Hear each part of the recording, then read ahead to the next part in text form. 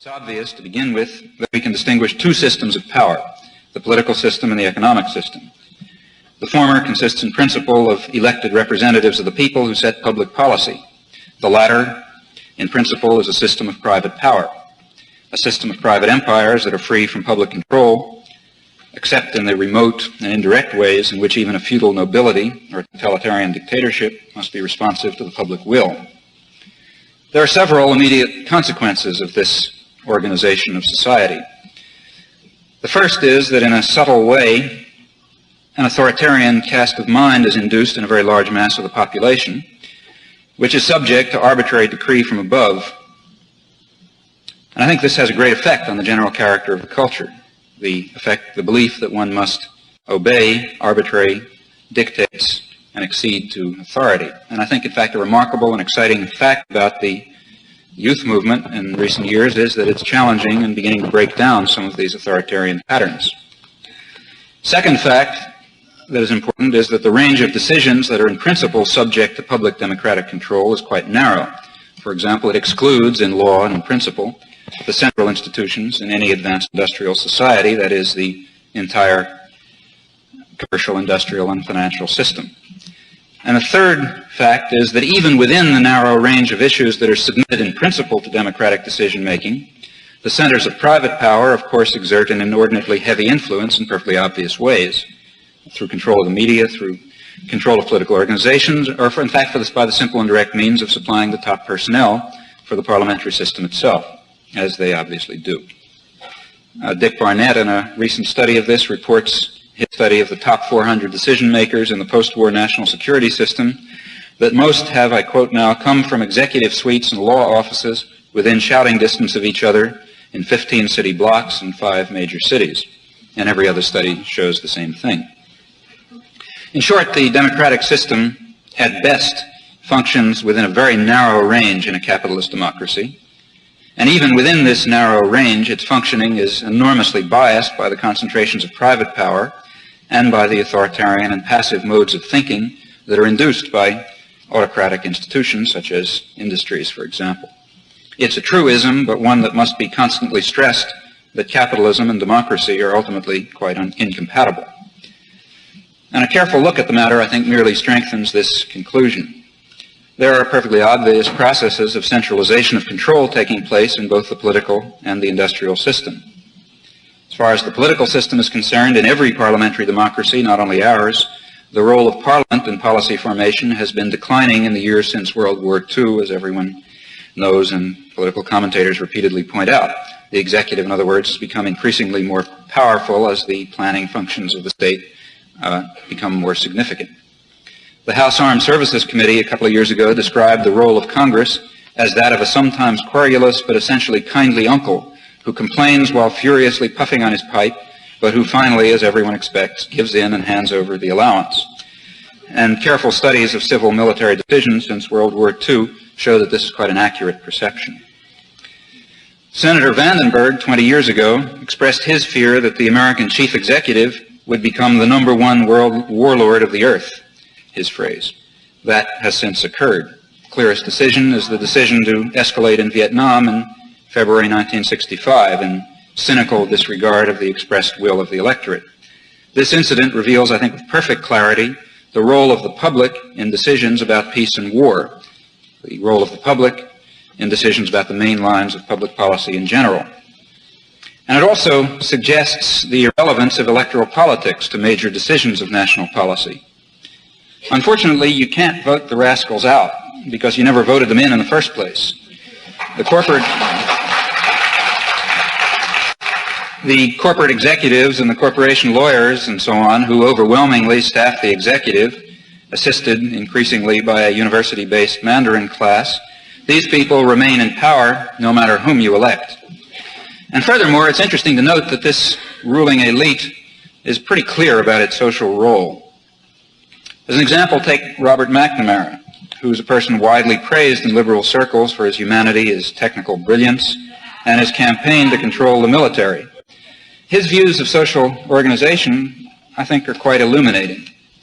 He says vital decision-making in policy matters as well as business must remain at the top. That is partly, though not completely, what the top is for. And he goes on to suggest that this is apparently a divine imperative. I quote, "God is clearly democratic. He distributes brain power universally. But he quite justifiably expects us to do something efficient and constructive with that priceless gift. That's what management is all about. Management is in the end the most creative of all the arts, for its medium is human talent itself. The real threat to democracy comes from undermanagement. The undermanagement of a society is not the respect of liberty. It is simply to let some force other than reason shape reality.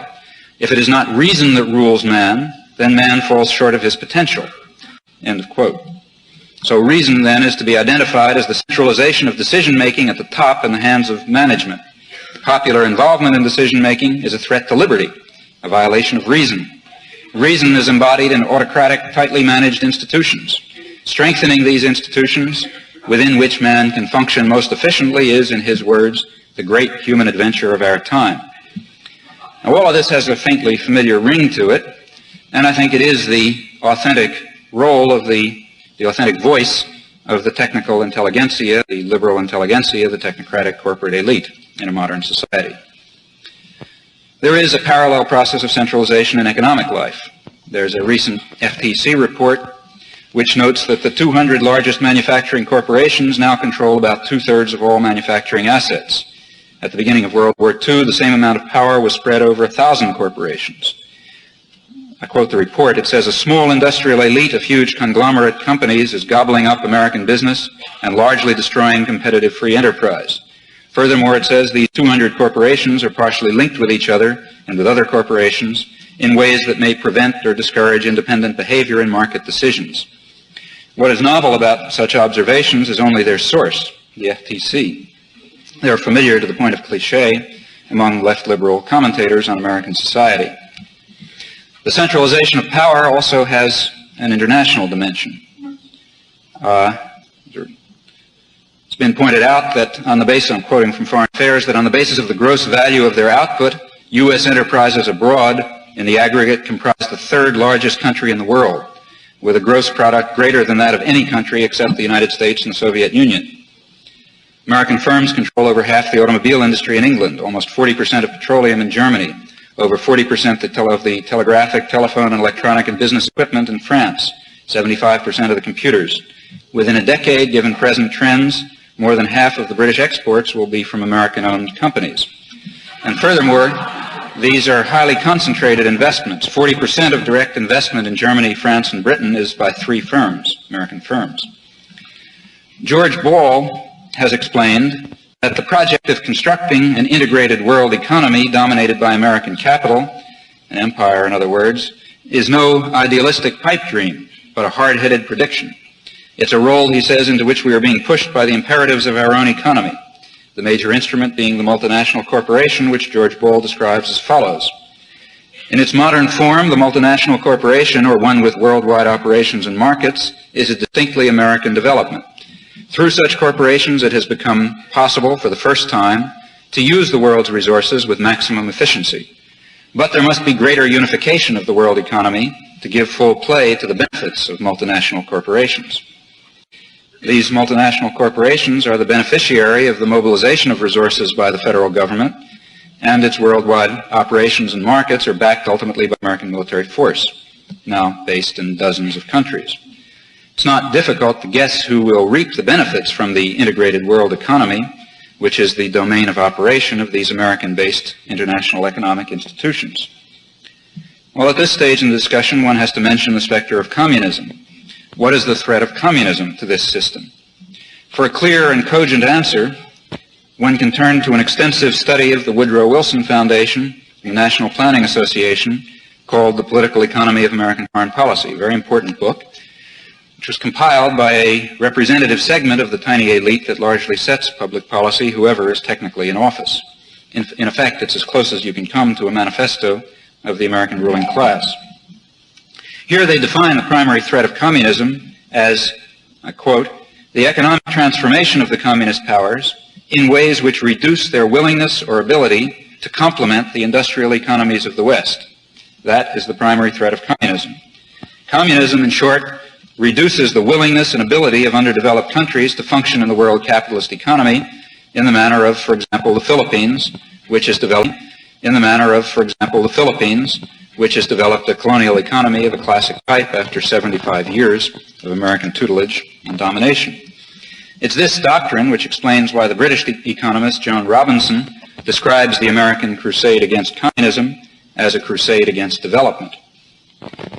The Cold War ideology and the international communist conspiracy function in an important way as essentially a propaganda device to mobilize support at a particular historical moment for this long-time imperial enterprise. In fact, I believe that this is probably the main function of the Cold War. It serves as a useful device for the managers of American society and their counterparts in the Soviet Union to control their own populations and their own respective imperial systems. I think that the persistence of the Cold War can be in part explained by its utility for the managers of the two great world systems. Well, there's one final element that has to be added to this picture, namely the ongoing militarization of American society. How does this enter in? To see, I think one has to look back at World War II and to recall that prior to World War II, of course, we were deep in the Depression. World War II taught an important economic lesson. It taught the lesson that government-induced production in a carefully controlled economy, centrally controlled, could overcome the effects of a depression. I think this is what Charles E. Wilson had in mind in 1944 when he proposed that we have a permanent war economy in the post-war world. Of course, the trouble is that in a capitalist economy, there are only a number of ways in which government intervention can take place. It can't be competitive with the private empires, for example, which is to say that it can't be any useful production. In fact, it has to be the production of luxury goods, not capital, not useful commodities, which would be competitive. And unfortunately, there's only one category of luxury goods that can be produced endlessly with rapid obsolescence, quickly wasting, and no limit on how many of them you can use. We all know what that is. This whole matter is described pretty well by the business historian Alfred Chandler. He describes the economic lessons of World War II as follows. The government spent far more than the most enthusiastic New Dealer had ever proposed. Most of the output of the expenditures was destroyed or left on the battlefields of Europe and Asia. But the resulting increased demand sent the nation into a period of prosperity, the like of which had never before been seen. Moreover, the supplying of huge armies and navies fighting the most massive war of all time required a tight centralized control of the national economy. This effort brought corporate managers to Washington to carry out one of the most complex pieces of economic planning in history. That experience lessened the ideological fears over the government's role in stabilizing the economy. This is a conservative commentator, I might point out. It may be added that the ensuing Cold War carried further the depoliticization of American society and created kind of a psychological environment in which the government is able to intervene, in part through fiscal policies, in part through public work and public services, but very largely, of course, through defense spending. In this way, to use Alfred Chandler's words, the government acts as a coordinator of last resort when managers are unable to maintain a high level of aggregate demand. As another conservative business historian, Joseph Monson, writes, enlightened corporate managers, far from fearing government intervention in the economy, view the new economics as a technique for increasing corporate viability. Of course, the most cynical use of these ideas is by the managers of the publicly subsidized war industries. There was a remarkable series in the Washington Post about this about a year ago by Bernard Nossiter. For example, he quoted Samuel Downer, financial vice president of LTV Aerospace, one of the big new conglomerates, who explained why the post-war world must be bolstered by military orders. He said, it's basic. Its selling appeal is defense of the home. This is one of the greatest appeals the politicians have to adjusting the system. If you're the president and you need a control factor in the economy, and you need to sell this factor, you can't sell Harlem and Watts, but you can sell self-preservation, a new environment. We're going to increase defense budgets as long as those bastards in Russia are ahead of us. The American people understand this. Of course, those bastards aren't exactly ahead of us in this deadly and cynical game, but that's only a minor embarrassment to the thesis. In times of need, we can always follow Dean Rusk, Hubert Humphrey, and other luminaries and appeal to the billion Chinese armed to the teeth and setting out on world conquest. Again, I want to emphasize the role in this system of the Cold War as a technique of domestic control, technique for developing the psychological climate of paranoia and psychosis in which the taxpayer will be willing to provide an enormous, endless subsidy to the technologically advanced sectors of American industry and the corporations that dominate this increasingly centralized system. Well, of course, perfectly obvious that Russian imperialism is not an invention of American ideologists. It's real enough to the Hungarians or the Czechs, for example. What is an invention is the uses to which it's put. For example, by Dean Acheson in 1950 or Walt Rostow a decade later, when they pretend that the Vietnam War is an example of Russian imperialism, or by the Johnson administration in 1965, when it justifies the Dominican intervention with reference to the Sino-Soviet military bloc, or by the Kennedy intellectuals, who, as Townsend Hoops put it in an article in the Washington Monthly last month, were deluded by the tensions of the Cold War years and could not perceive that the triumph of the national revolution in Vietnam would not be a triumph for Moscow and Peking, which is a most remarkable degree of delusion on the part of presumably literate men. Or, for example, by Eugene Rostow, who in a recent book that was very widely praised by liberal senators and academic intellectuals outlined the series of challenges to world order in the modern era as follows: Napoleon, Kaiser Wilhelm, Hitler, and continuing in the post-war world, general strikes in France and Italy, the Civil War in Greece, and the attack on South Vietnam, where, he writes in 1968, Russia has put us to severe tests in its efforts to spread communism by the sword.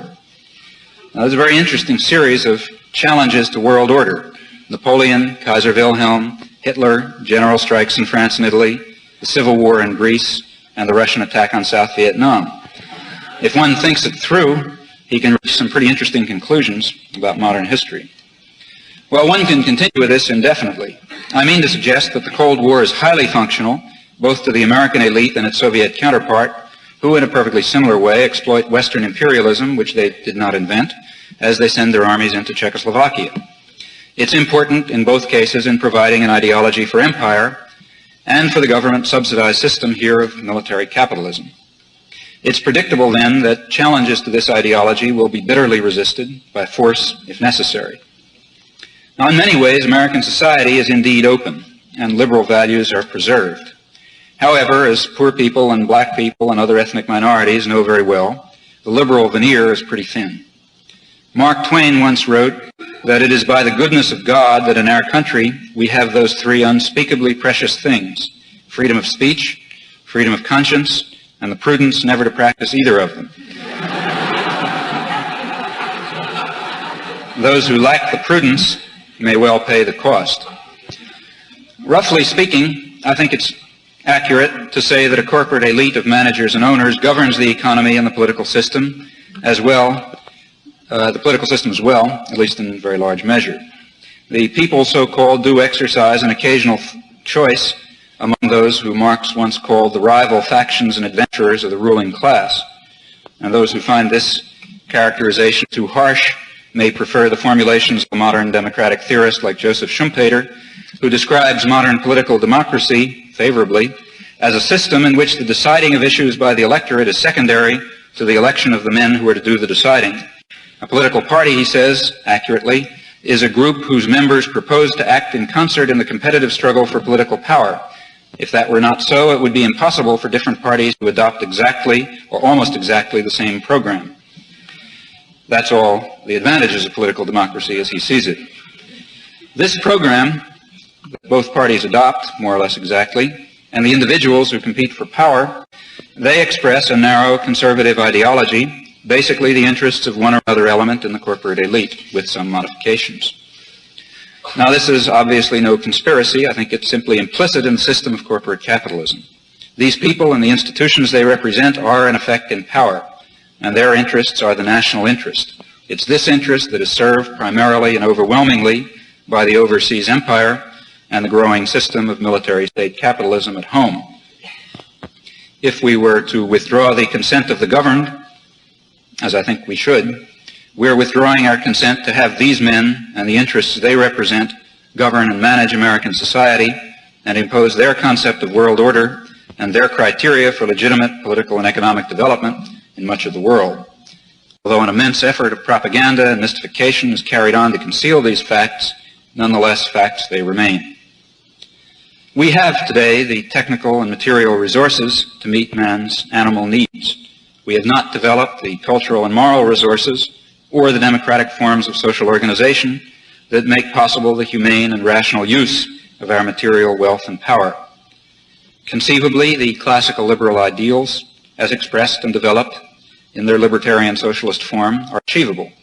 But if so, only by a popular revolutionary movement rooted in wide strata of the population and committed to the elimination of repressive and authoritarian institutions, state and private. To create such a movement is the challenge we face and must meet if there's to be an escape from contemporary barbarism.